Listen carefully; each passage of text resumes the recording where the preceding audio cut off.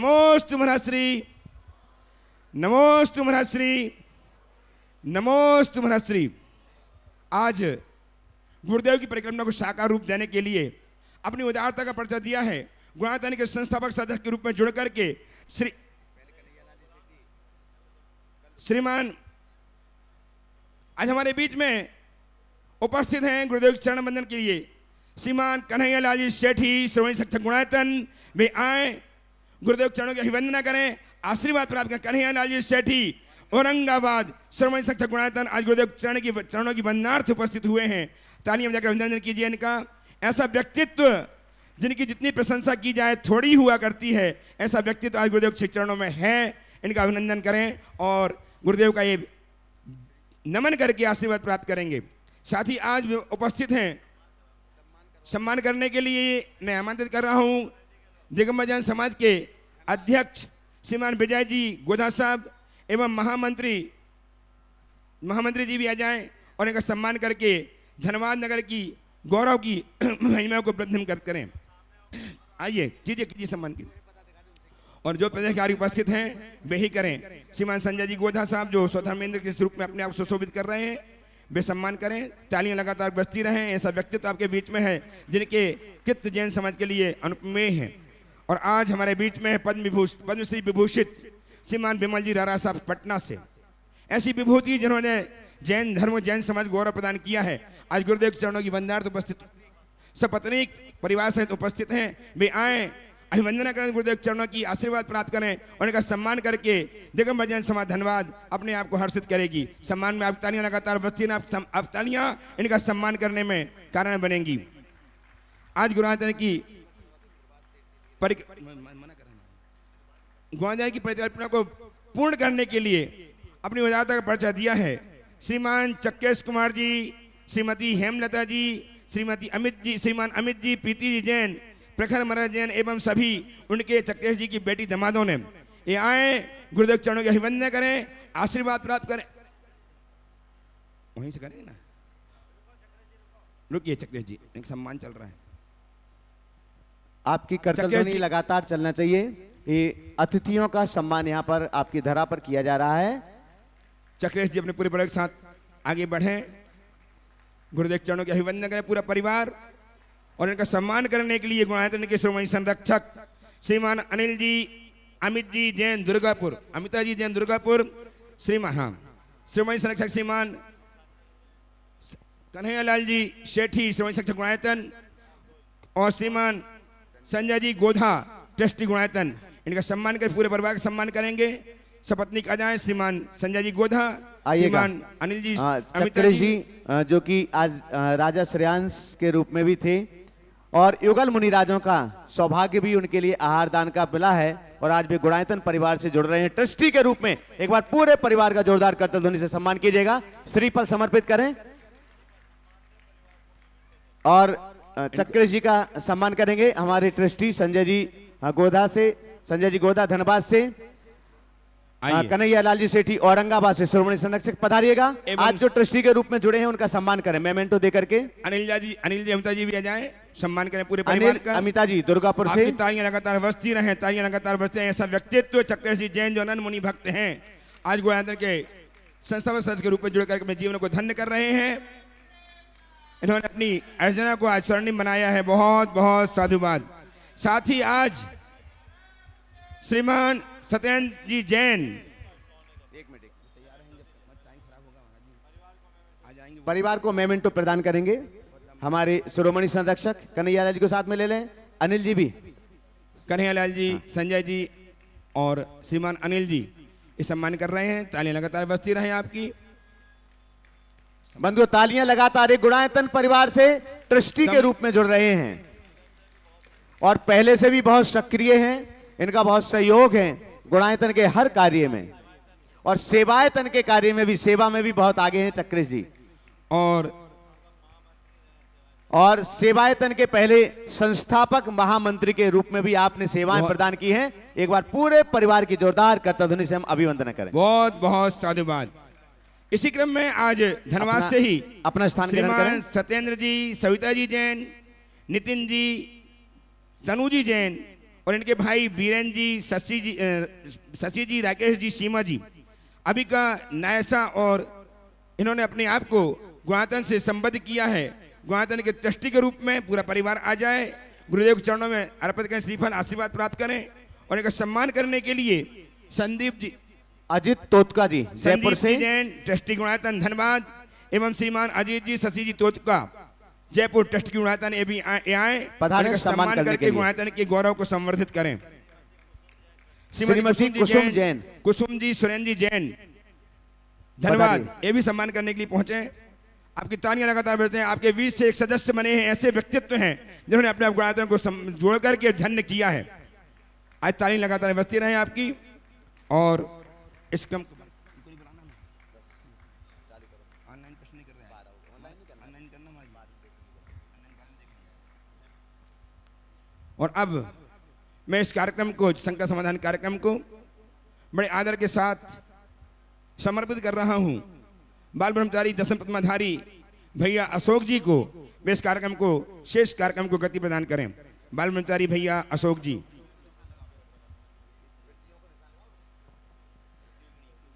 आइएगा बंधुओं, शंका समाधान के मेमेंटो प्रदान करें उनके लिए। अजित जी को दे दो।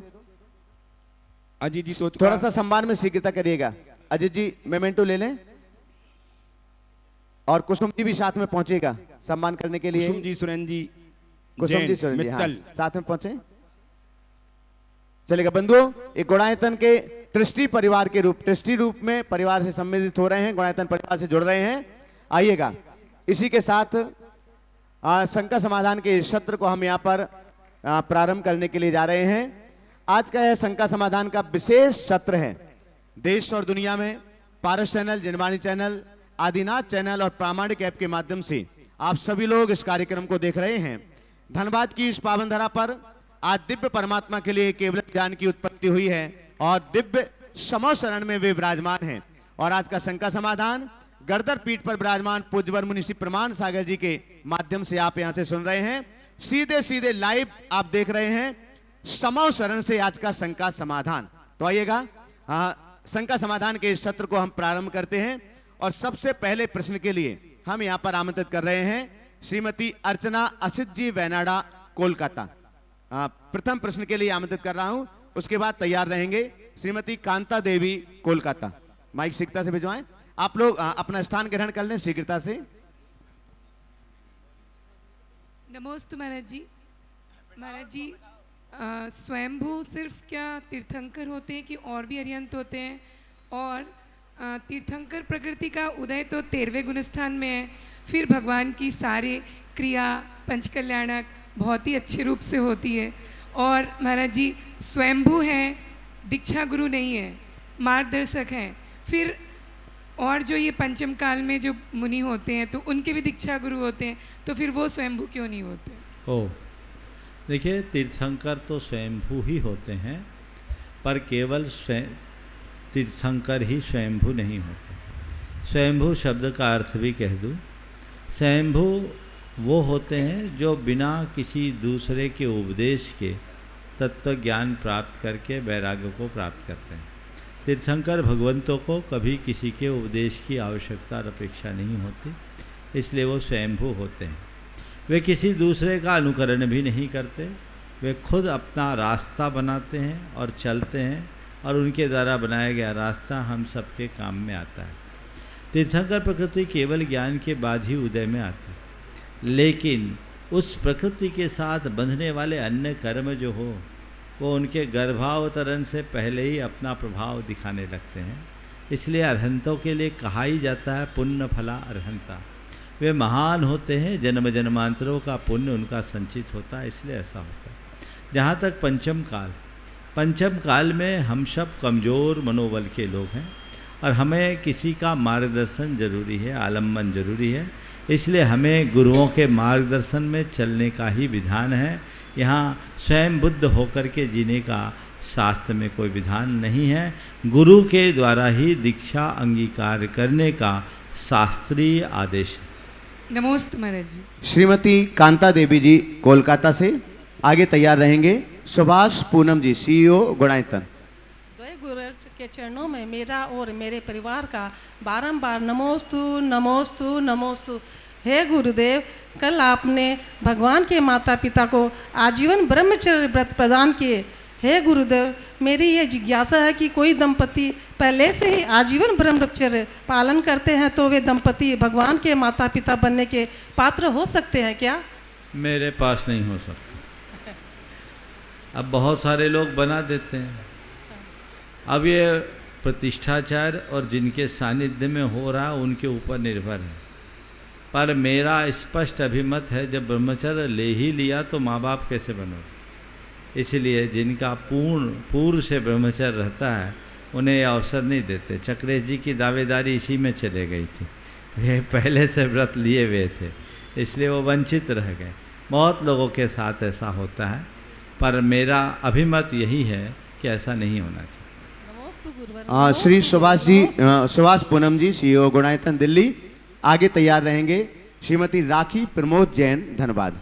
नमोस्तु महाराज श्री राजा श्रेणिक ने इतने पाप किए, मुनि के गले में सांप भी डाला, अपहरण किया, कोई व्रत संयम नहीं लिए उन्होंने, उसके बाद भी अगले 2-3 भवों में वो तीर्थंकर बन जाएंगे। तो ऐसे उन्होंने क्या भाव भाए थे कि उनको तीर्थंकर प्रकृति का बंध आगे चल के हो जाएगा? महाराज श्री नमस्ते। हो जाएगा नहीं, हो गया जी, हो गया। देखिए, ये बहुत ही अच्छा सवाल है और समझने लायक सवाल। राजा श्रेणिक के बारे में आज मैंने सुबह भी चर्चा की थी। राजा श्रेणिक का जो पिछला अध्याय बहुत खराब था। उसने एक तो चेलना का अपहरण करके विवाह किया था, मुनिराज के ऊपर भयानक उपसर्ग किया था, और मुनिराज पर किए गए उपसर्ग के परिणाम स्वरूप उसने सप्तम नरक की आयु का बंध किया था। लेकिन बाद में उसका हृदय परिवर्तन हुआ, वह भगवान महावीर के शरणागत हो गया, उनका परम भक्त हो गया, उनके समोसरण का मुख्य श्रोता। उसने भगवान से 60,000 सवाल किए। उसे अपने कृत्यों पर पश्चाताप तो था, लेकिन कर्म ऐसा बंध चुका था कि उसके कारण वो संयम अंगीकार करने का भाव नहीं रख सका। पर संयमियों का सत्कार जीवन भर किया। भगवान के सानिध्य से उत्पन्न विशुद्धि ने उसके चेतना में वह प्रकाश प्रकट की, जिसके बल पर उन्होंने तीर्थंकर प्रकृति का बंध कर लिया और आने वाले 24 के प्रथम तीर्थंकर बने। हाँ, सप्तम नरक की आयु का बंद होने से उन्हें नरक तो जाना पड़ा, क्योंकि उनने पाप किया था, पर अपनी आत्मा को विशुद्ध बनाकर उनने उस नरक की सजा को कम कर लिया। जिसे 33 सागर पर्यंत नरक में रहना था, वो मात्र 84,000 वर्ष के लिए गए, यानी समुद्र को चुल्लू में बदल डाला। इस पूरे प्रकरण से मैं एक ही बात कहता हूँ, यदि किसी व्यक्ति के द्वारा अज्ञान दशा में कोई दुष्कृत्य हो गया हो, पाप हो गया, और उसके बाद उसके हृदय में पश्चाताप हो और ज्ञान भाव करके वो अपने जीवन की दिशा बदल ले, तो अपने पापों को बहुत अंशों में प्रक्षालित कर सकता है, जीवन को बदल सकता है। इसलिए कभी भी किसी के जीवन को उसके अतीत से मत पहचानो, उसके वर्तमान को देखो। हो सकता है बिगड़ा अतीत वाला इंसान का भविष्य भी हमसे अच्छा हो जाए। नमस्ते महाराज। श्रीमती राखी प्रमोद जी जैन, धन्यवाद। उसके बाद तैयार रहेंगे प्रतिष्ठाचार्य पंडित श्री कमल कुमार जी जैन, कोलकाता। नमोस्तु महाराज जी, नमोस्तु नमोस्तु। जब कोई दूसरों से धोखा खाता है तो वो उससे लड़ पड़ता है, लेकिन जब अपनों से धोखा खाता है तो मौन हो जाता है, ऐसा क्यों? दूसरों से धोखा खाता है तो लड़ पाता है, अपनों से धोखा खाता है तो मौन हो जाता है। देखिए, दूसरों का धोखा प्रतिकार का कारण बन सकता है, पर खुद का धोखा, अपनों का धोखा क्या प्रतिकार करे, प्रतिवाद करे? ये तो उससे चुपचाप सह लेना ही सार्थक होता है, क्योंकि अपनों से लड़ाई अच्छी नहीं। प्रतिष्ठाचार्य पंडित श्री कमल कुमार जी जैन। प्रमोद। अच्छा, प्रमोद को करना है। हाँ, बोलो प्रमोद। हाँ, सुख व्यक्ति के अहंकार की परीक्षा लेता है, जबकि दुख व्यक्ति के धैर्य की। गुरुदेव, मनुष्य इन दोनों परिस्थितियों में अपना संतुलन कैसे बनाए रखे? सुख को नाशवान मानो और दुख को अल्पकालिक मानो। अगर सुख को नाशवान मानोगे तो कभी सुख का अभिमान नहीं होगा, और दुख को अल्पकालिक मानोगे तो मन कभी अधीर नहीं होगा। कितना भी सुख हो ये सोचो ये टिकाऊ नहीं है, 2 पल का है, और कितना भी बड़ा दुख है ये सोचो स्थायी नहीं है, बीत जाएगा। ये दोनों बातें मन में आए तो न अभिमान होगा न अधीरता। नमस्ते। प्रतिष्ठाचार्य पंडित श्री कमल कुमार जी जैन कोलकाता। बंधुओं, हम आपके लिए बतला दें कि धनबाद में जो पंचकल्याणक संपन्न हो रहा है यह सिर्फ धनबाद तक सीमित नहीं है। धनबाद का ही पंचकल्याणक नहीं है, वरन धनबाद के इस पंचकल्याणक में लगभग 7 स्थानों पर विराजमान होने वाले जिन बिंबों की प्रतिष्ठा हो रही है, उसमें पंडित जी कमल कुमार जी भी जिन बिंब लेकर के आए हुए हैं, और हाँ कोलकाता से, और वे जिन बिंब यहाँ पर प्रतिष्ठित होकर के अमेरिका में वाशिंगटन डीसी में विराजमान होना है जिनालय में। एक बार जोरदार करता ध्वनि से सम्मान करें। और मैं संजय जी गोधा इस प्रतिष्ठित महामहोत्सव के सौधर्मेंद्र और कुबेर इंद्र के लिए आमंत्रित करता हूं कि जब तक वो प्रश्न कर रहे हैं, प्रश्न के बाद उनका सम्मान भी यहां पर करना है। प्रतिष्ठाचार्य विद्वान सरस्वती पुत्र के नाते तो मैं निवेदन करता हूं कि पहले वो अपना प्रश्न रखें, तब तक सम्मान के लिए तैयार रहेंगे। और इसके बाद तैयार रहेंगे श्री अरुण जी जैन, धन्यवाद। नमोस्तु भगवान, नमोस्तु नमोस्तु। महाराज श्री, एक प्रश्न है। समूह शरण में गणधर पीठ पर जो गणधर विराजमान होते हैं, उनके साथ जो मुनि होते हैं, क्या उन मुनियों का उसी भाव से मोक्ष संभव हो सकता है या और भी कई भाव लग सकते हैं? साथ में आर्यका माताओं की क्या भूमिका रहती है मोक्ष मार्ग में? देखिए, समूह शरण में गणधर होते हैं जो मुनियों में प्रमुख होते हैं। गणधरों में भी मुख्य गणधर की सर्वाधिक भूमिका होती है। पुराणों के कुछ संदर्भों से ये दिखता है कि मुख्य गणधर की उपस्थिति में भी अन्य गुणधर मुखर हुए हैं, लेकिन अन्य मुनिगणों का वैसा कोई रोल नहीं होता। वे श्रद्धा भाव से भगवान की शरण में जाते हैं और भगवान के दर्शन और उनके तत्वोपदेश के रसपान से अपने आप को भाव विभोर करते, अपनी विशुद्धि को बढ़ाते हैं। जहाँ तक आर्यिकाओं का सवाल है, समूह शरण में आर्यिकाएँ श्राविकाओं के कोठे में रहती है और वह संयम के पथ पर चलते हुए अपने जीवन को कृतार्थ करती है। वो महिलाओं में प्रमुख होती है, जैसे पुरुषों में प्रमुख चक्रवर्ती होते हैं, वैसे स्त्रियों में प्रमुख आर्यिकाएँ होती हैं। मुनियों का अलग स्थान होता है, क्योंकि वो साक्षात मोक्ष मार्ग में आगे बढ़कर अपने जीवन का पथ प्रशस्त करते हैं, पर उनकी अतिरिक्त भूमिका समूह शरण में परिलक्षित नहीं। नमस्ते। संजय जी गोता, सौधर्मेंद्र और उनके साथ में जो भी पदाधिकारी या इंद्र आदि उपस्थित हैं भी उनका सम्मान करें। पंडित साहब का आप लोग एक बार जोरदार तालियों से आइएगा। श्री अरुण जी जैन, धन्यवाद। इसके बाद तैयार रहेंगे श्रीमती चंद्रकला जी पाटनी, रांची। बोलिएगा, प्रश्न करें अपना। नमोस्तु महाराज जी, नमोस्तु महाराज जी, नमोस्तु महाराज जी। मेरा प्रश्न ये है कि जो हम लोग मंदिर में शांति धारा करते हैं या देखते हैं, तो कोई आदमी शीश से शुरू करता है और कोई आदमी चरण से शुरू करता है, इसमें सही क्या है? शांति धारा मूल सिर से ही करना चाहिए जब अभिषेक हो। अगर बड़े बिंब हो जहाँ चरणाभिषेक किया जा रहा है, वहाँ चरणों में कर सकते। आगे। नमस्ते महाराज। श्रीमती चंद्रकला जी पाटनी, रांची, गुणायतन मंत्री और ट्रस्टी। आगे तैयार रहेंगे श्रीमती रीना जी, संजय जी, मिहिजाम। दोनों मुनि राजों के चरणों में मेरी तरफ से, जगत के सब जीवों की तरफ से नमोस्तु। महाराज श्री, अल्प अवस्था में वैधव्य प्राप्त महिला के लिए सही मार्ग क्या है?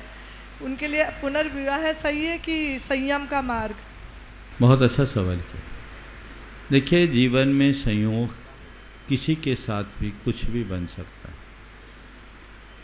कब किसके साथ क्या संयोग बन जाए कोई पता नहीं। यदि किसी स्त्री के साथ ऐसा होता है तो इसे एक संयोग मानकर स्वीकार करना चाहिए, इसमें उसका कोई दोष नहीं, और इसे एक वैराग्य का निमित्त बनाना चाहिए। शास्त्रीय विधानानुसार पति को खोने के बाद स्त्री के लिए शील, संयम, सदाचार का रास्ता अपना करके चलने का विधान किया गया। यदि वो संयम का मार्ग अपनाती है तो ब्रह्मचारिणी बनकर के समाज का आदर्श बनती है, सबके श्रद्धा और आदर का पात्र बनती है। पुनर्विवाह वाम मार्ग है जो कतई अनुकरणीय नहीं है। ये महान दोष का कारण है और शास्त्रीय विधानानुसार इस प्रकार के दोषप्रद कृत्य करने वाले के कई भाव खराब होते। इसलिए अच्छा आदर्श तो यही है। अब दूसरे तरह का चलन अपना रहे हैं ये उचित नहीं, लेकिन एक जो और बीच का रास्ता, विवाह भी नहीं करे और संयम भी नहीं रखें, ये तो और महान अनर्थकारी है। हमें अपने इंद्रियों को वशीभूत करके शील संयम सदाचार का पालन करना चाहिए, बल्कि करना ही चाहिए। और समाज को भी ऐसी स्त्रियों को पूरी श्रद्धा और सम्मान देना चाहिए जिन्होंने वैधव्य को पाने के बाद भी संयम का रास्ता अपनाया, वाम मार्ग नहीं अपनाया। ये जो समाज का नकारात्मक दृष्टिकोण है कि अगर किसी स्त्री के पति का वियोग हो गया तो उसे अशुभ और अमंगल की दृष्टि से देखना, ये कतई अच्छी बात नहीं है। ये घोर अमानवीय कृत्य है। अगर किसी का पति चल बसा तो उसमें उसका क्या दोष? हमें तो उसके धैर्य की, उसके संयम की, उसके साहस की और उसकी श्रद्धा की सराहना करनी चाहिए कि पति को खो देने के बाद भी अपने एकाकी जीवन को पूरे पराक्रम के साथ जी रही। उसे अशुभ अमंगल की दृष्टि से नहीं देखना। ये हमारे मध्यकाल का कुपरिणाम है, जहाँ हमारे ऐसी स्त्रियों के लिए बीच बीच में धार्मिक आयोजनों में भी रोक टोक करके रोका टोका जाता है कि ऐसा न करें, ऐसा न करें। घरों में भी उनके प्रति इस तरह के नकारात्मक भाव होते हैं। ये कतई उचित नहीं है, ऐसा नहीं होना चाहिए, क्योंकि इस रवैये के कारण ही कई स्त्रियां हैं जो पुनर्विवाह कर लेना उचित समझती। ये उचित नहीं है। मार्ग यही है, वह संयम का मार्ग है, वह शील का मार्ग है, सदाचार का मार्ग है। विवाहिता स्त्री के पुनर्विवाह का हमारे लिए कोई शास्त्रीय मार्ग नहीं है। इनसे बचना चाहिए, चाहे वो वैधव्य को प्राप्त हो या वो परित्यक्ता हो। हालांकि हमारे यहाँ स्त्री के परित्याग का कोई विधान नहीं। हमारे शास्त्रों में या तो संन्यास है या विवाह है। तलाक तो हमारी संस्कृति का कलंक है। पर दुर्भाग्य है कि आज भी लोग इस तरह की प्रवृत्तियां करने लगे हैं, जो अच्छी बात नहीं है। हमें इनका ध्यान रखना चाहिए। श्रीमती रीना संजय जी मेहिजाम गुणायतन आगे तैयार रहेंगे। श्री कन्हैया लाल जी सेठी औरंगाबाद। नमोस्तु महाराज जी, नमोस्तु नमोस्तु नमोस्तु। मनुष्य से पर्याय एक अवसर है। यहाँ से उठे तो मोक्ष, चूके तो निगोद। तो हम अपना कल्याण कैसे करें? उठे तो मोक्ष, चूके तो निगोद। हम अपना कल्याण कैसे करें? अपने आप को पहचाने और जाने कि भाई चूक गए तो गए, हमें चूकना नहीं, उठना ही है। और जिसकी चेतना जाग जाती है वो उठ जाते हैं, जिसकी चेतना दबी हुई हो यहीं रह जाती। नमस्ते। श्री कन्हैया लाल जी सेठी औरंगाबाद से हैं। गुणायतन के मुख्य आधार स्तंभ में हैं, प्रारंभ से ही जुड़े हुए हैं और गुणायतन के शिरोमणि संरक्षक के रूप में हैं। आपके बाद तैयार रहेंगे ब्रह्मचारी संजय भैया जी मुरैना। महाराज जी नमस्तु नमस्तु नमस्तु। महाराज जी मेरा प्रश्न यही है कि भगवान महावीर के अंतिम तीर्थ के मोक्ष जाने के बाद कितने गणधर मोक्ष गए, इसके बारे में पूछा था। भगवान महावीर के 11 गणधर थे। और भगवान महावीर के मोक्ष जाने के बाद अनुबद्ध केवलियों में गौतम गणधर स्वामी, गौतम स्वामी, जम्बू स्वामी, सुधर्मा स्वामी और जम्बू स्वामी, ये 3 के मोक्ष जाने का विधान मिलता है, जिसमें गौतम स्वामी और सुधर्मा स्वामी गणधर थे। जम्बू स्वामी गणधर नहीं, सुधर्मा स्वामी के शिष्य थे। तो 2 गणधरों का स्पष्टोल्लेख दिखता है जो भगवान महावीर के निर्वाण के बाद मोक्ष गए। बाकी का कोई शास्त्रीय उल्लेख देखने में नहीं है। एक बार मैं चाहूँगा कन्हैया लाल जी थोड़े से खड़े हो जाए। इस उम्र में भी इनका उत्साह देखने को मिलता है। इनने अपना पूरा जीवन समाज के लिए समर्पित किया। इनकी 2 दिन पहले बहुत तबीयत खराब थी, लेकिन इन्होंने कहा मैं पटना गया, रामगढ़ गया, धनबाद भी आऊँगा, मुझे सब जगह जाना है। ये भाव लोगों को इनसे प्रेरणा लेनी चाहिए। एक बार जोरदार करतल ध्वनि इनके लिए कर दीजिए। चलिए। ब्रह्मचारी संजय भैया जी मुरैना से, बंधु आपके लिए बतला दें, संजय भैया मुरैना से यहाँ पर आए हुए हैं और वो भी धनबाद में होने वाले पंचकल्याणक में 5 जिनबिंब यहाँ पर प्रतिष्ठा कराने के लिए लाए हैं, जो मुंबई में विराजमान होना है। यहाँ से प्रतिष्ठित होकर के वह मुंबई में विराजमान होंगे। वे अपना प्रश्न रख रहे हैं। इसके बाद तैयार रहेंगे श्री अनिल जी अमिता जी जैन दुर्गापुर। हाँ, वो स्वयं प्रतिष्ठाचार्य भी हैं, लेकिन अभी उन्होंने अवसर तलाशा कि इस चातुर्मास लगने वाला है और प्रतिष्ठित करा करके विराजमान करना है, तो वो धनबाद में यहाँ पर इसलिए कहा धनबाद का यह पंचकल्याण के लिए धनबाद का नहीं है, लगभग 7 जगह पर स्थापित होने वाले, अकेले भारत में नहीं विदेश में भी स्थापित होने वाले जिन बिंबों की प्रतिष्ठा यहाँ पर हो रही है। जयपुर वाले तो पूरे 5-7 दिन से लाभ ले ही रहे हैं। लगभग 25-35 जिनबिंब जयपुर से यहाँ पर आए हुए हैं और उनकी भी प्रतिष्ठा यहाँ पर हो रही है। ब्रह्मचारी संजय भैया मुरैना आगे तैयार रहेंगे। अनिल जी अमिता जी जैन दुर्गापुर, शिरोमणि संरक्षक गुणायतन। मुनि श्री के पावन चरणों में नमोस्तु। महाराज श्री के आशीर्वाद से इन्हीं पंचकर्म की श्रृंखला में पिछले पटना में भी प्रतिष्ठा कराने का सौभाग्य प्राप्त हुआ था। उनके आशीर्वाद का हमें लाभ मिला। महाराज श्री, प्रश्न अभी के पिछले प्रश्न से संबंधित है। जो वैधव्य जीवन को जीतने विधवा हो जाते हैं या परित्यक्ता हैं, उनके साथ विवाह करने को आज लोग बहुमान दे रहे हैं।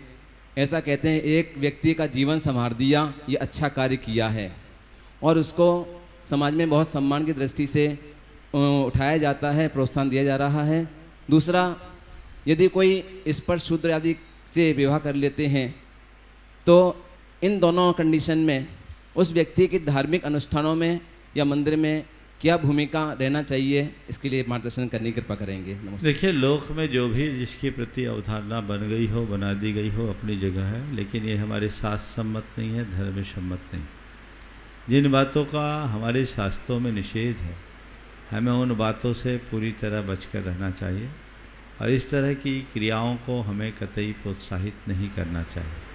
ये जो कुछ भी चीज़ें हैं, वाम मार्ग का फैलाव है, हमें इन सब को हतोत्साहित करने की आवश्यकता और अपेक्षा है, तभी हम अपने जीवन में कुछ बेहतर घटित कर सकें। जहाँ तक धार्मिक क्रियाओं का है, जो हमारा शास्त्रीय विधान है, उससे बाहर कोई कार्य नहीं होना चाहिए।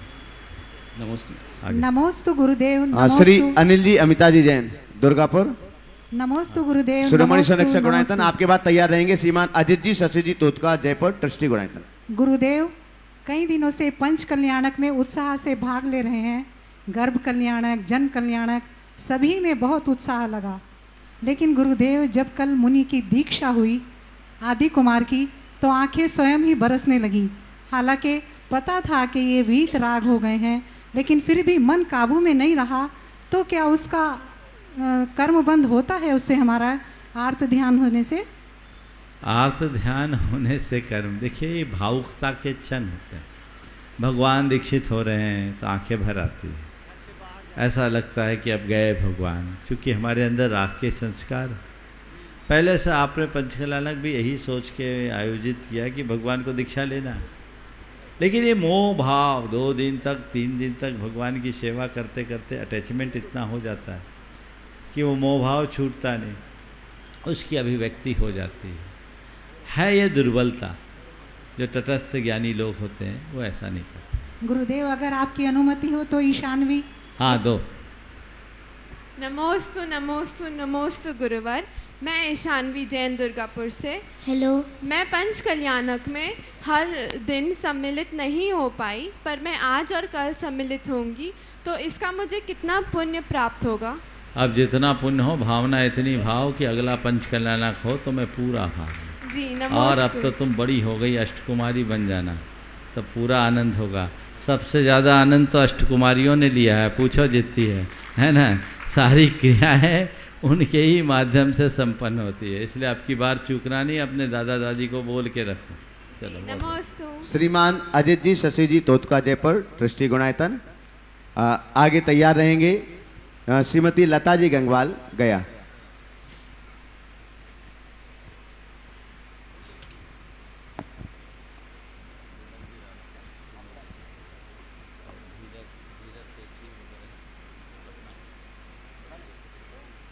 नमस्ते महाराज श्री, नमस्ते महाराज श्री, नमस्ते महाराज श्री। क्वेश्चन हाँ बोलो। नमस्ते महाराज श्री। महाराज श्री, व्यक्ति की ज़िंदगी में सामाजिक कार्य भी होते हैं, धार्मिक कार्य भी होते हैं और आजीविका के कार्य भी होते हैं। कई बार बड़ा मुश्किल हो जाता है कि धार्मिक कार्य के टाइम पे आजीविका कार्य आ गया, फिर कोई सामाजिक कार्य आ गया, बहुत मुश्किल से हो जाता है एडजस्टमेंट। तो उस टाइम पे हम एडजस्टमेंट कैसे करें महाराज? देखिए, पारिवारिक, धार्मिक, सामाजिक और व्यापारिक चारों कार्य अपनी जगह उपयोगी हैं, पर हमें चारों में सामंजस्य बना करके चलना चाहिए। इन चारों प्रकार के कार्यों में सामंजस्य बनाने के लिए हमें एक दूसरे कार्य को नहीं निभाना चाहिए। अपनी प्राथमिकताएं निश्चित करनी चाहिए। सबसे पहले वैयक्तिक जिम्मेदारी को पूरा निभाना चाहिए, इसके बाद पारिवारिक। व्यक्तिगत और पारिवारिक जिम्मेदारियों को निभाते हुए हमें जब व्यापारिक, धार्मिक और सामाजिक कार्यों में प्रमुखता देने की बात आए तो हमें पहली प्रमुखता अपने धार्मिक कर्तव्यों की पूर्ति के लिए देना चाहिए, दूसरे क्रम में सामाजिक और तीसरे क्रम में व्यापारिक। ये मैं उस संदर्भ में कह रहा हूँ जब यदा कदा कोई इस तरह के प्रसंग आते हैं और हमारे सामने चुनाव करने का मौका हो, तब ये सोचना चाहिए व्यापार तो मुझे जीवन भर करना है, लेकिन कोई धार्मिक अवसर आया है तो बड़ी दुर्लभता से आया है, मुझे इसका पूरा लाभ उठाना है। पंचकल्याणक चल रहा है, धनबाद वाले 15 दिन से सारा व्यापार धंधा बंद कर रखे। यह इनकी प्राथमिकता का ही तो फल है। सब ने सोच रखा व्यापार तो जन्म जिंदगी तक करना है, पंचकल्याणक तो पहली बार हो रहा है, हमें पूरे उमंगों से जुड़ना है। आपकी इस भावना ने आपको यहाँ लगा दिया, प्राथमिकता बदल गई। हाँ, हो सकता है अगर व्यापारिक दृष्टि से देखा जाए तो लोग सोचते बड़ा नुकसान हो जाएगा, इतने दिन सारे कारोबार से दूर हो जाएंगे तो कैसे होगा। जिसकी प्राथमिकता में व्यापार होगा वो धर्म के क्षेत्र में आगे नहीं बढ़ पाएगा। तो हमें प्राथमिकताएं बदलनी हैं और हमारी सारी प्राथमिकता हमारी धारणा, श्रद्धा और भावना के अनुरूप होती है, तो हमें उसी अनुरूप अपना जीवन व्यवहार आगे बढ़ाना चाहिए। श्रीमती लता जी गंगवाल गया। शशि बोल रही, दे दो। करना है, प्रश्न करना है? हाँ कर लो, कर लो। जोड़ी से बुलाते हो, जोड़ी आते। नमस्ते महाराज जी। महाराज जी, कई बार जैसे शुभ भाव हमारे अंदर में उत्पन्न होते हैं तो उस कार्य को उस समय कर लेना चाहिए या कल पे छोड़ना चाहिए? कल को किसने देखा? अगर कल पर भरोसा है तो छोड़ दो, नहीं है तो तुरंत कर दो। नमस्ते महाराज। श्रीमती लता जी गंगवाल गया, ट्रस्टी और मंत्री गुणायतन। आगे तैयार रहेंगे श्री बिमल जी रारा, पद्मश्री विभूषित, जो पटना से हमारे बीच हैं। दोनों गुरुवर के चरणों में मेरा बारंबार नमोस्तु। महाराज श्री सील पहाड़ ग्रंथ में लिखा है कि राजा श्रेणिक जब अयोध्या तीर्थंकर के रूप में पैदा होना ही था तो अभी वो नरक में तो है, लेकिन उनके पैदा होने के पहले 6 महीना पहले से ही रत्नों की बारिश होने लगती है, ऐसा क्यों? देखिए, ये तीर्थंकरत्व का प्रभाव है, अचिंत्य प्रभाव। जो तीर्थंकर होते हैं उनके जीवन का, उनका पुण्य का प्रताप ऐसा हो कि उनके पुण्य से प्रेरित होकर देवतागण ऐसा कार्य करते हैं, इसलिए ऐसा हो। नमस्ते। पद्मश्री से विभूषित जो सम्मानित हैं ऐसे श्री बिमल जी रारा, पटना से हमारे बीच। एक बार जोरदार करतल ध्वनि से उनका सम्मान करें। वे अपना प्रश्न यहाँ पर रख रहे हैं और आगे तैयार रहें। आज हमारे बीच शहर के कुछ अतिथिगण यहाँ पर उपस्थित हैं। दीपक जी रुइया, योगेंद्र जी तुलस्तान, विनोद जी तुलस्तान, हरि प्रकाश जी रारा, अनिता जी अग्रवाल, महेंद्र जी अग्रवाल और शैलेंद्र सिंह जी। एक बार जोरदार करतल ध्वनि से उन सभी का सम्मान करें। अगर आप में से कोई प्रश्न करना चाहते हैं तो भी थोड़ा सा अपना स्थान छोड़कर के आगे आ जाएंगे, ताकि आप गुरुवर के चरणों में आपके कोई भी मन की व्यथा है, प्रश्न है, तो उसको आप समाधित कर सकेंगे। श्री बिमल जी रारा, पटना। नमोस्तु गुरुवर। एक सूचना मैं देना चाहता हूँ कि भारत की जो नई राष्ट्रपति बनने वाली हैं मुर्मू जी, वो शाकाहारी है। देश के प्रधानमंत्री भी शाकाहारी, गृह मंत्री भी शाकाहारी। और अभी एक रेलवे ने पहल की है कि दिल्ली से जाने वाली कुछ ट्रेनों में शाकाहारी भोजन वो अलग से देने वाले हैं। उसके लिए उन्होंने इस्कॉन के माध्यम से शाकाहार भोजन देने का एक प्रयास किया है। हम सब पूरे जैन समाज की तरफ से आज के जो रेलवे मंत्री हैं या IRCTC के जो सदस्य हैं, अध्यक्ष हैं, उनको पूरे जैन समाज की तरफ से मीडिया के माध्यम से उनको धन्यवाद प्रेषित करना चाहिए, ताकि पूरे देश के अंदर एक शाकाहार को लेकर, अहिंसा को लेकर, जीव दया को लेकर एक बड़ा संदेश जा सके। वर्षों से ये परेशानी हम सबों के साथ लगी हुई थी कि ट्रेनों का खाना हम जैनी नहीं खाते रहे। ये एक बड़ी बात होगी। तो आपके आशीर्वाद से, आपके संदेश से पूरे देश भर के लोगों को एक संदेश जाएगा। दूसरा कि जैन धर्म में किसी का भी देहांत होता है तो वो 13 दिन के बाद कोई क्रियाएं नहीं होती हैं, जबकि सनातन धर्म में पुनर्जन्म और फिर बरखी और बाकी सब लगातार होता है। तो क्या जैन धर्म में पुनर्जन्म की कल्पना है या नहीं? देखिए, दो बातें कही। पहली बात तो आपने राष्ट्रपति पद के प्रत्याशी श्रीमती द्रौपदी मुर्मू जी के संदर्भ में कहा। निश्चित ये बहुत अच्छा सुयोग है और पूरे अहिंसक समाज के लिए गौरव की बात है। द्रौपदी जी पिछले वर्ष 30 मार्च को हमारे पास थी। हजारीबाग में उन्होंने आचार्य श्री के कीर्ति स्तंभ का लोकार्पण अपने हाथों से किया था। तब वो झारखंड की राज्यपाल थी और ये कहा गया था कि जब वो राजभवन गई तो वहाँ के पुराने सारे बर्तनों को अलग कर दी। शाकाहारी होने के नाते अपने बर्तन तक को परिवर्तित किया, क्योंकि जिस बर्तन में मांस भक्षण किया गया हमें वो स्वीकार नहीं। वो इस स्तर की सोचती है। वाकई में यदि ऐसे लोग राष्ट्रपति जैसे पद से विभूषित होते हैं तो ये पूरे अहिंसक और शाकाहारी समाज के लिए गौरव का विषय है। रेलवे के इस उपक्रम की जहाँ तक बात है, बिल्कुल बहुत अनुकरणीय है और इसके लिए हमें उन्हें धन्यवाद तो देना ही चाहिए, साथ ही साथ उन्हें इस बात के लिए प्रेरित भी करना चाहिए कि अन्य ट्रेनों में भी ये व्यवस्था हो सके, ताकि सभी शाकाहारी अपने आस्था के अनुरूप जीवन जी सके। क्योंकि हमारी आस्था की सुरक्षा करना हम सबका मौलिक अधिकार भी है और सबकी अधिकारों की रक्षा करना सरकार का परम कर्तव्य है। आपका जो सवाल है, क्या पूछा था आपने? मैंने पूछा था पुनर्जन्म को। हाँ, जैन धर्म में पुनर्जन्म की क्या मान्यता है? जैन धर्म पुनर्जन्म पर पूर्ण विश्वास करता है। आत्मा की शाश्वतता को स्वीकार करते हुए जन्म जन्मांतरों की गाथा जैन धर्म में मान्य है। पर जैन धर्म की एक स्पष्ट अवधारणा है कि हमारी मृत्यु आयु के क्षय से होती है और आयु का क्षय होते ही इधर मृत्यु होती है, तत्क्षण हमारा दूसरी जगह जन्म हो जाता है। इसलिए बीच में हमें कहीं फिरना नहीं पड़ता। यहाँ मरण हुआ, आगे जन्म हुआ और जन्म लेते ही हम नए शरीर का निर्माण शुरू कर लेते। जैन धर्म में जन्म की तो मान्यता है, पर प्रेत योनि आदि की मान्यता नहीं। वैदिक परंपरा में ऐसी मान्यता है कि कोई व्यक्ति मर गया तो मरणोपरांत यदि उसकी आयु बची तो शेष आयु को वह प्रेत योनि में भोगता है और उसके कारण फिर बहुत तरह के कर्मकांड जुड़ जाते हैं। जैन धर्म कहता है ऐसा करने से कोई फायदा नहीं। जैन धर्म में श्राद्ध तर्पण आदि की कोई व्यवस्था नहीं। जैन धर्म कहता है जीवन भर श्रद्धा रखो तो श्राद्ध करने की जरूरत ही नहीं। और साफ कहना है कि राख को सींचने पर अंकुर नहीं होगा। मरने वाला मर गया, अब उसके नाम से तुम कर रहे हो तो न जाने कितने तर रहे हैं, पर उसको कुछ मिल रहा है ऐसा नहीं समझना।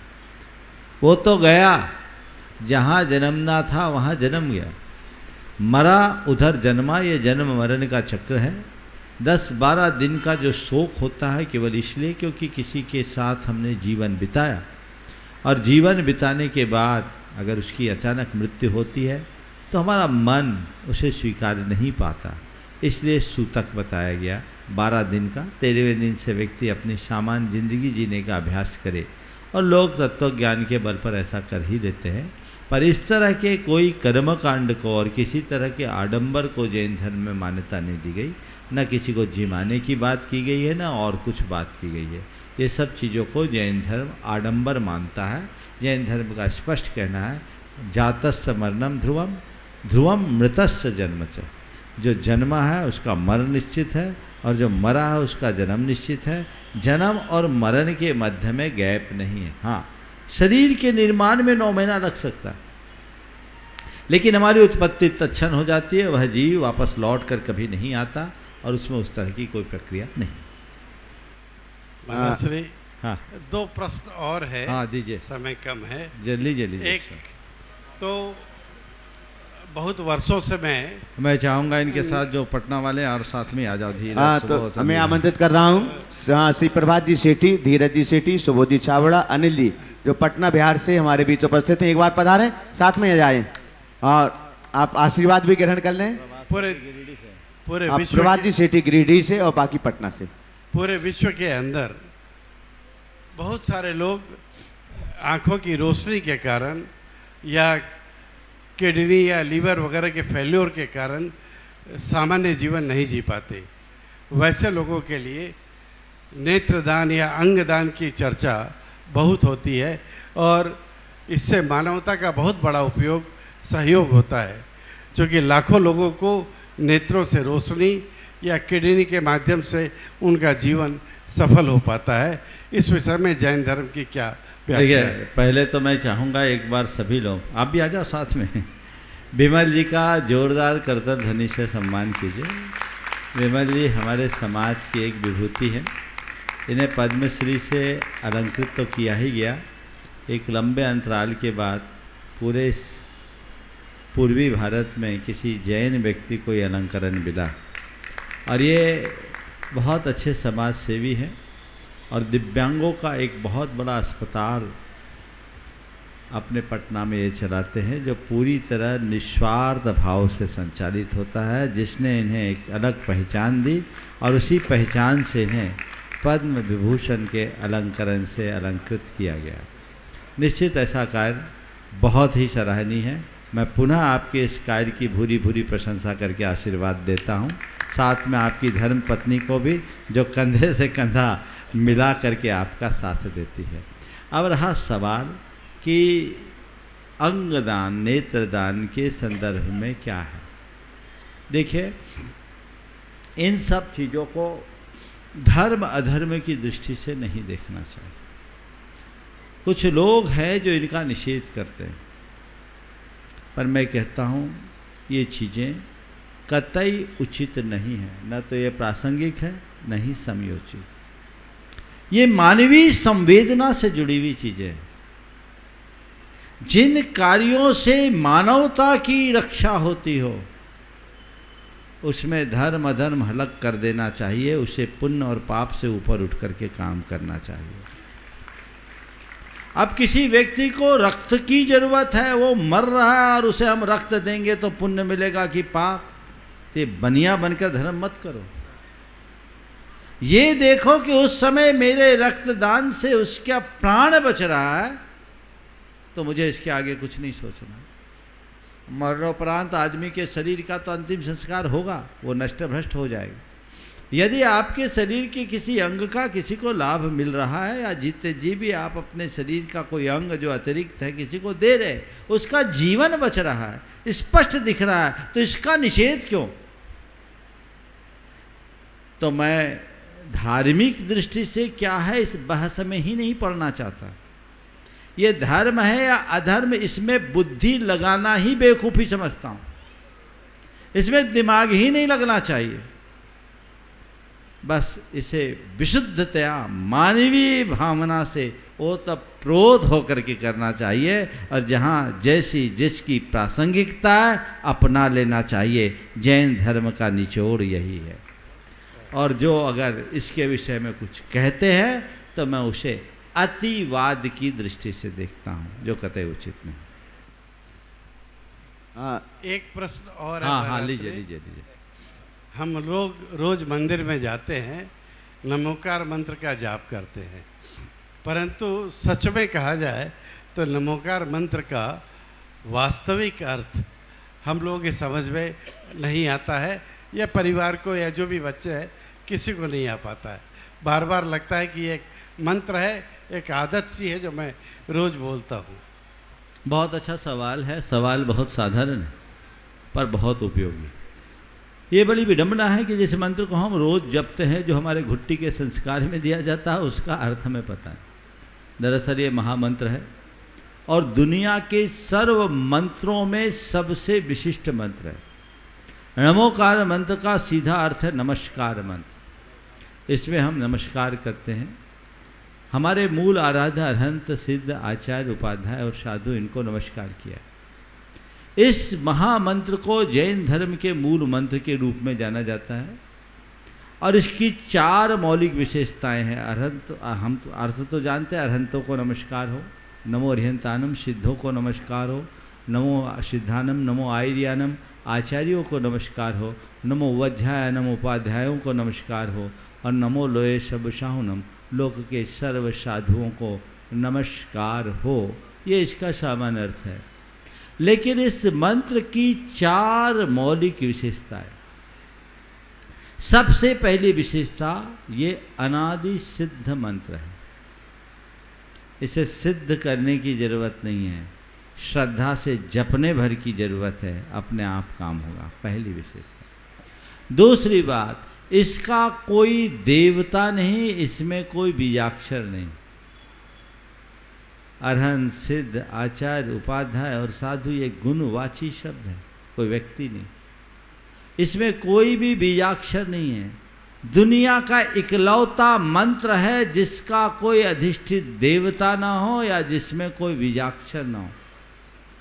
ये इस मंत्र की दूसरी मौलिक विशेषता है, जो संसार के अन्य मंत्रों से इसे एक अलग पहचान देती है। तीसरी विशेषता इस मंत्र की है कि इस मंत्र की कोई आनुपूर्वी नहीं है। इस मंत्र को उल्टा सीधा कैसे भी जप सकते हो, दूसरे मंत्र को ऐसा मत करना। और ये मंत्र, पूर्ण मंत्र तो अपने आप में मंत्र है ही। इसके एक पद को भी जप लो तो मंत्र है। नमो अरिहंतानम बोलो तो भी मंत्र है, नमो सिद्धानम बोलो तो भी मंत्र है, नमो आयर्यानम बोलो तो भी मंत्र, नमो वज्जायनम बोलो तो भी मंत्र, और नमो लोये सब साहुनम बोल दो तो भी मंत्र है। इतना तो जाने दो, अरहंत का अ भी मंत्र है, सिद्ध का सी भी मंत्र है, आचार्य का आ भी मंत्र है, उपाध्याय का ऊ भी मंत्र है, और साधु का सा भी मंत्र है। ये इकलौता मंत्र। और चौथी विशेषता, यह मंत्र केवल शांतिक और पौष्टिक कर्म में प्रयुक्त होता है। मारन, मोहन, उच्चाटन में इसका कोई रोल नहीं। यानी ये मंत्र कभी किसी का अनिष्ट नहीं करता, सबका भला करता है। और कोई तुम्हारा कितना भी बड़ा अनिष्ट करने वाला हो, इस मंत्र की आराधना करो, सारे अनिष्ट टल जाएंगे। एक प्रसंग सुनाता हूँ। आप लोगों ने बाबा सूरजमल जी का नाम सुना होगा। जैन जगत के एक ख्यात लब्ध प्रतिष्ठाचार्य थे, ब्रह्मचारी जी थे। वो ट्रेन में यात्रा कर रहे थे, अपनी सीट पर बैठे थे। एक औघड़ बाबा आया, आकर के, अब वो नशा में था, अपना रुतबा दिखाया और पूरे कंपार्टमेंट को खाली करा दिया। बाबा जी से बोला, बच्चा उठ नहीं तो तुझे कच्चा खा जाऊंगा। अब बाबा जी तो खुद विधि विधान के ज्ञाता, प्रतिष्ठाचार्य, बोले मैं क्यों उठूं, मेरी सीट है, मेरा रिजर्वेशन है, मैं यहाँ बैठा हूँ, यहाँ से क्यों उठूं। जब उन्होंने दोबारा धमकाया, तिबारा धमकाया, इन पर असर नहीं हुआ तो वो क्षुब्ध हो उठा और उनके ऊपर कुछ मांत्रिक प्रयोग करना शुरू कर दिया। बाबा जी ने उसके तेवर को देखा और कुछ नहीं किया, चुपचाप नमोकार मंत्र जपना चालू कर दिया। इधर ये नमोकार मंत्र जपे और वो बाबा पसीना पसीना हो गया, तर बतर, उसकी हालत खराब। 1 घंटे तक वो अपना मंत्र कर रहा और पसीने में तर बतर हो रहा है। घंटे भर बाद वो टॉयलेट गया तो लौट कर नहीं आया। सारे लोग उसकी हरकतों से परेशान तो थे ही। 15-20 मिनट बीत गए, जब वो लौट कर नहीं आया तो लोगों ने सोचा कि चलकर देखा जाए। टॉयलेट अंदर से बंद था और टॉयलेट खुलवाया गया, अंदर देखा गया तो वो व्यक्ति वहीं ढेर हो गया, वो वहीं ढेर हो गया। इसका रहस्य क्या है? उस व्यक्ति ने उन पर मारण मंत्र का प्रयोग किया था और बाबा जी ने नमोकार।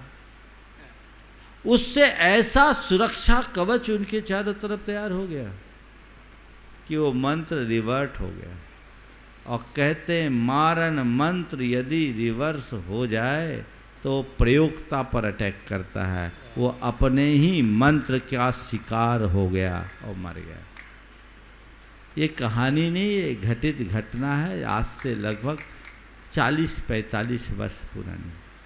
तो ये मंत्र है, इस मंत्र की अपार महिमा है, हमें इसे श्रद्धा से जपना चाहिए और इसका पूर्ण लाभ उठाने की चेष्टा करनी चाहिए। चलेगा, बहुत बहुत धन्यवाद। पटना से एक और पूछेंगे, धीरज। नमोस्तु महाराज जी, नमोस्तु महाराज जी, नमोस्तु महाराज जी। महाराज, सम्यक दर्शन में चल, मल और अगाड़ दोष क्या कहलाते हैं? देखिए, सम्यक दर्शन में चल, मल, अगाड़ दोष हमारी दुर्बलता है। शांतिनाथ भगवान शांति के कर्ता, पारसनाथ विघ्न के हरता, ये अगाड़ दोष के अंतर्गत आता है। शंकादिक मल लगने का नाम मल दोष है। और हमारी श्रद्धा का अस्थिर होना चल दोष है। जैसे बूढ़े के हाथ में लाठी होती है तो लाठी ऐसे कपते रहती, छूटती तो नहीं है, बस ऐसी चंचलता जो सम्यक दर्शन में होती है वो चल दोष का। चलिए, शहर के जो हमारे अतिथिगण यहाँ उपस्थित हैं, अगर यहाँ आ गए हों, दीपक रुइया, योगेंद्र जी, विनोद जी, हरि जी, अनीता जी, महेंद्र जी और शैलेंद्र सिंह जी, अगर यहाँ आ गए तो आकर के महाराज श्री के चरणों में नमन कर लें। हाँ। और हमारे जो प्रतिष्ठा के मुख्य पात्र हैं वे महाराज श्री का साहित्य शंका समाधान की उसके अभी सवाल पूछना है, सवाल पूछें शीघ्रता से। हाँ, श्री आप श्रीमती अनीता अग्रवाल जी है, यहाँ पर जो मानसिक विकृति के बच्चे हैं उनका एक स्कूल चलाती हैं, पहला कदम स्कूल का नाम है, और उसके माध्यम से सैकड़ों बच्चों को आप पालती है। अभी उन बच्चों के माध्यम से उनको रोज़गार भी इन्होंने 4-5 जगहों पर केंद्रित करके शुरू किया है। इनका अपना खुद का बेटा भी थोड़ा मानसिक विकृति का शिकार रहा है, परंतु इनकी सेवा भाव से पूरा धनबाद का क्षेत्र बहुत बहुत जो है इनके लिए यश की कामना करता है हमेशा।